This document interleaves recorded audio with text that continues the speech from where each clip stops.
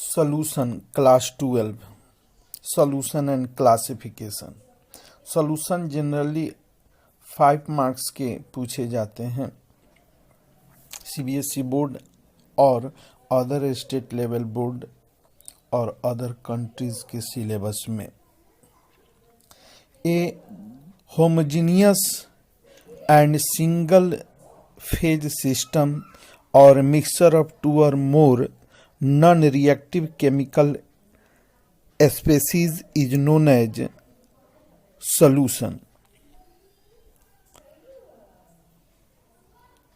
दो या दो से अधिक नॉन रिएक्टिव केमिकल स्पेसीज के मिक्सचर को जो सिंगल फेज में हो उसे उस होमोजेनियस मिक्सचर को हम सॉल्यूशन कहते हैं। सॉल्यूशन हमारे दैनिक जीवन में बहुत उपयोगी है। नदी की पानी है उसमें भी वो भी सॉल्यूशन है। कोल्ड ड्रिंक पीते हैं वो भी सॉल्यूशन है। कैरेक्टरिस्टिक ऑफ सॉल्यूशन, सॉल्यूशन के कुछ महत्वपूर्ण गुण। Solution is a single phase system. Solution एक सिंगल फेज सिस्टम है जिसे होमोजेनियस सिस्टम कहते हैं। सॉल्यूशन एक सिंगल फेज सिस्टम है जिसे हम लोग होमोजेनियस मिक्सचर कहते हैं। Each part of solution is identical. Each part of solution is identical. Solution के प्रत्येक पार्ट जो है एक दूसरे के सदृश है। Solution cannot lose its chemical properties and only change physical properties. Solution अपना केमिकल प्रॉपर्टीज को लॉस नहीं करता है, केवल फिजिकल प्रॉपर्टीज में परिवर्तन करता है। फिजिकल प्रॉपर्टीज के अंतर्गत boiling point, freezing point, vapour pressure इत्यादि सभी हो गए। केमिकल प्रॉपर्टीज में परिवर्तन नहीं करता है। The component of solution can not separated by physical process. Physical process से सॉल्यूशन के कंपोनेंट को अलग नहीं किया जा सकता है। The component of solution cannot separated by physical process. Like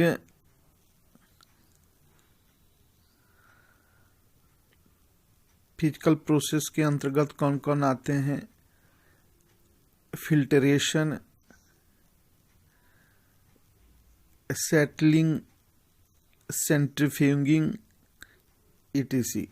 ये सब जो है फिजिकल प्रॉपर्टी प्रोसेस है। इन प्रोसेस से कंपोनेंट को हम लोग सेपरेट नहीं कर सकते हैं।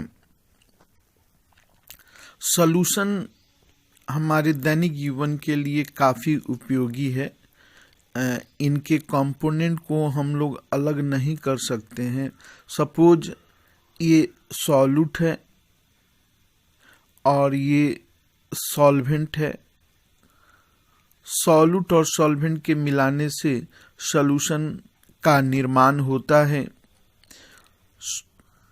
सॉल्यूट की मात्रा कम होती है, सॉल्वेंट की मात्रा अधिक होती है तो सॉल्यूशन का निर्माण होता है। सॉल्यूट में घुलने की प्रवृत्ति होती है और सॉल्वेंट में घुलाने की प्रवृत्ति होती है। और इनसे बने जो होते हैं सॉल्यूशन जिसमें सॉल्यूट और सॉल्वेंट दोनों के गुण रहते हैं।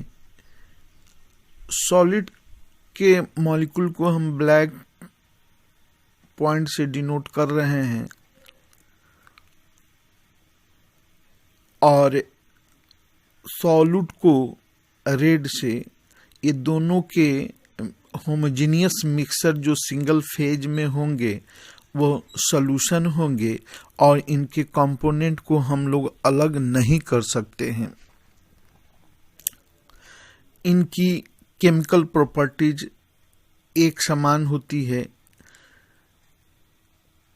इनके छोटी सी भाग पर अगर हम चर्चा करें तो छोटी सी भाग की जितनी प्रॉपर्टीज होगी वो पूरे समस्त सॉल्यूशन के बराबर होंगे। ये सॉल्वेंट है और ये सॉल्यूट है, इसको हम लोग सेपरेट नहीं कर सकते हैं, कैन नॉट सेपरेटेड। इस सॉल्यूशन की एक छोटी सी मात्रा को लें तो इसका कंसंट्रेशन और सॉल्यूशन की कंसंट्रेशन, दोनों की कंसंट्रेशन इक्वल होगी, अर्थात हर एक पॉइंट पर एक दूसरे की ये आइडेंटिकल होंगे।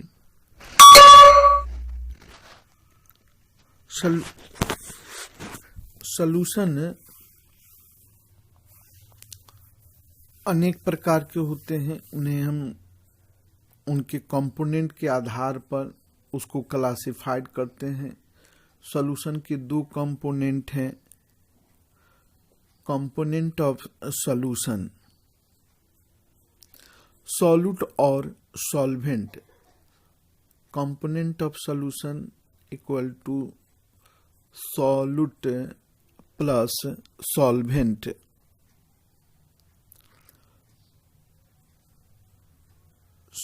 Solute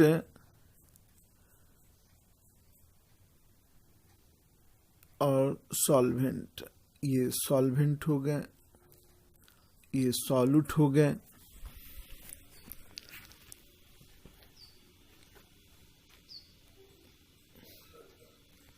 solute exist in a small amount.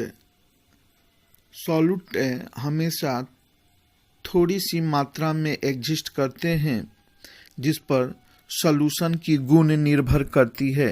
Properties of solution depends upon solute. लेकिन सॉल्वेंट मैक्सिमम अमाउंट में एग्जिस्ट करते हैं, having maximum amount in solution. Solvent का अधिकतम मात्रा रहती है सॉल्यूशन में। सॉल्यूट द्वारा सॉल्यूशन का फेज का डिटरमाइन नहीं कर सकते हैं, not determine phase of solution. Solution किस फेज में है इसका डिटरमाइन सॉल्यूट के माध्यम से हम लोग नहीं कर सकते हैं, केवल सॉल्वेंट के माध्यम से कर सकते हैं। Solvent determine phase of solution. Phase of solution.